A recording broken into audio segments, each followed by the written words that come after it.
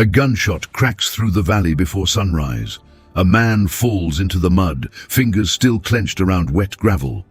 Another runs, not to help, to grab the fallen pan. Tents burn in the distance. Shouting mixes with the sound of shovels striking stone. The river keeps flowing, silent and indifferent. There is no law here, no judge, no certainty of tomorrow, only gold. And one question hanging in the cold California air: how much is a human soul worth when the earth promises unlimited wealth? What was happening in California in the late 1840s was not just a rush for precious metal. It was a rupture in the American story. In January 1848, along the banks of the American River, a carpenter named James Marshall noticed something shining in the water near a sawmill. Small flakes, metallic, unmistakable. At first, the discovery was kept quiet. It didn't stay that way. Within months, the news crossed towns, states, oceans. By 1849, thousands were abandoning farms, workshops, ships, and families. They came from New York and Missouri, from Mexico, Chile, China, and France. They crossed deserts, mountains, and seas, chasing a rumor. The California gold rush in the 1800s had begun. It would transform the United States forever, but the common image of an empty wilderness waiting to be claimed is a comfortable myth. Before the gold, California was not a void. It was a region in transition, recently transferred from Mexican to American control after war. Ranches operated across wide landscapes. Trade moved through small ports. Native communities had lived on and shaped that land for centuries. It was not chaos. It was not decay. It was a functioning world. The gold did not revive a dying region. It destabilized a living one. San Francisco, once a quiet coastal settlement called Yerba Buena, became the epicenter. Its population exploded almost overnight. Ships arrived packed with men and supplies, only to be abandoned in the harbor as crews deserted to head inland. Buildings were constructed in days. Streets formed in mud and dust. Prices soared beyond reason. The global economy was already tightening its web. Newspapers printed in the East Coast were read weeks later in California. Steamships shortened distances. Trade routes connected continents. The world was not isolated anymore, and that connectivity accelerated the frenzy. The same networks that enabled prosperity allowed the rumor to spread at unprecedented speed. The more the story traveled, the more bodies followed. The more bodies arrived, the scarcer the easy gold became. Yet the origin of it all was not greed. It was geology. For millions of years, deep beneath the Sierra Nevada mountains, tectonic pressure forced molten fluids rich in minerals through cracks in ancient rock. Gold crystallized inside quartz veins, hidden from sight. Over time, rain and rivers eroded those rocks, freeing fragments of gold and carrying them downstream. The metal settled in riverbeds, trapped in gravel, waiting. The mountains had held the secret. The river revealed it. When Marshall saw that shimmer in the water, he did not see what had truly been released. Not just gold, but a human storm.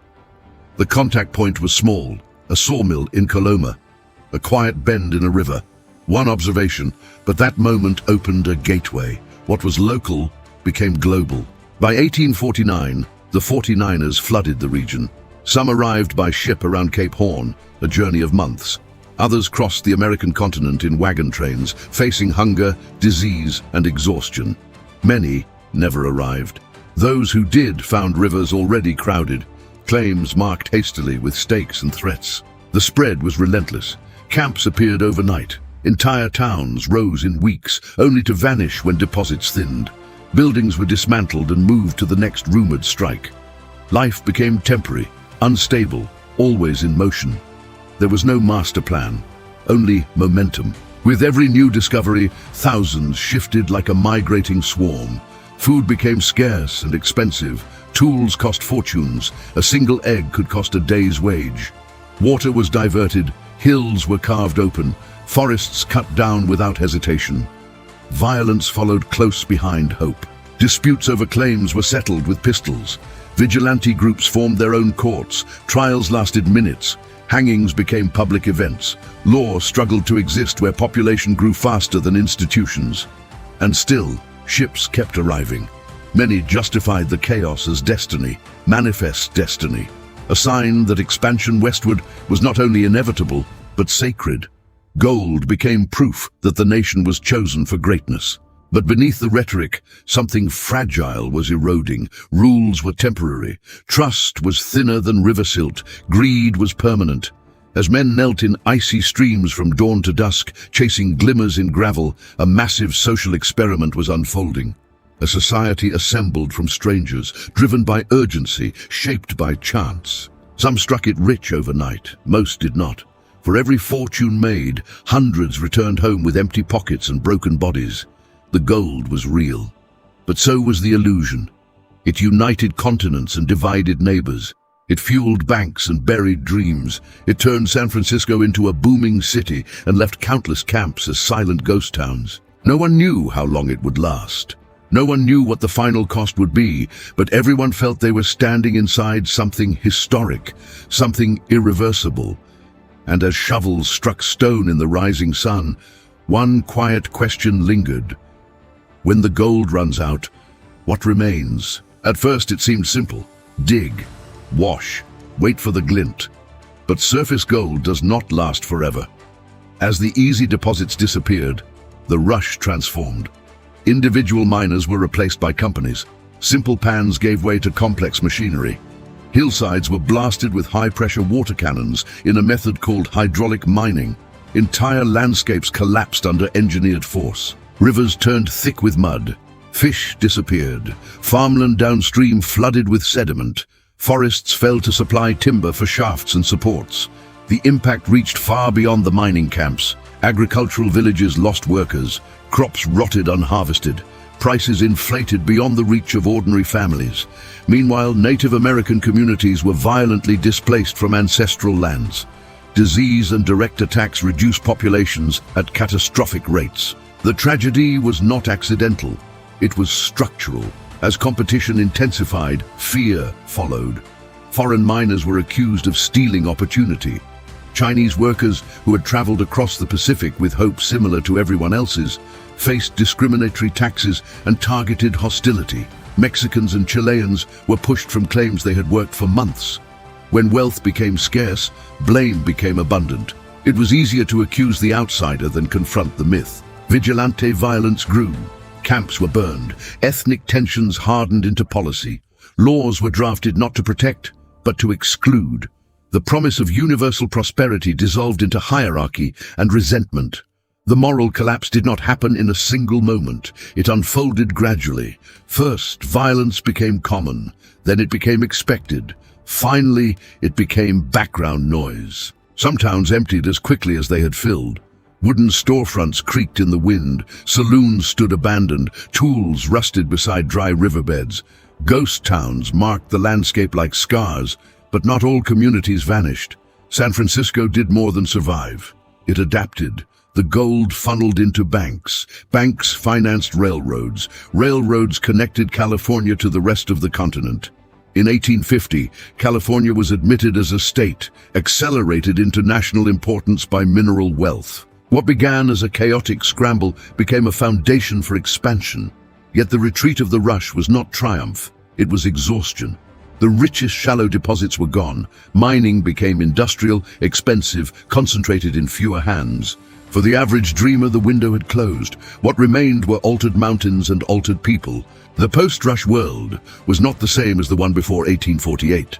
California's population was now diverse and global. Trade expanded. Agriculture industrialized. Ports grew busier. The state's economy diversified beyond gold.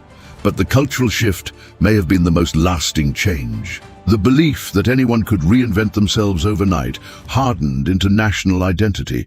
The frontier became myth. Risk became virtue. The idea of sudden wealth embedded itself into the American imagination. Yet beneath the myth lay exclusion, displacement, and environmental ruin.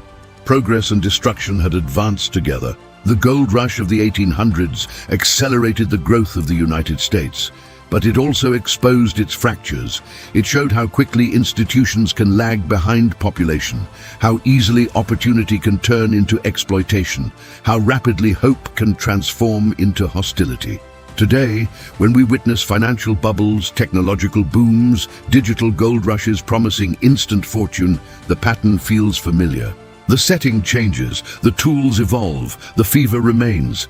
We still chase the next shining frontier. We still believe the next valley holds transformation. We still convince ourselves that this time the outcome will be different. But history rarely whispers comfort. It reminds us that every rush leaves debris. Every boom redraws boundaries. Every promise carries unseen consequences. If we could return to that river at dawn, we might see more than men kneeling in cold water. We would see a blueprint repeating across centuries, migration driven by rumor, markets fueled by emotion, communities reshaped by desire. The gold in California was finite. The human impulse it revealed was not. And so the question that echoed across those valleys still echoes now. When the resource fades, what remains of us? Are we builders of lasting foundations, or wanderers chasing reflections in the water?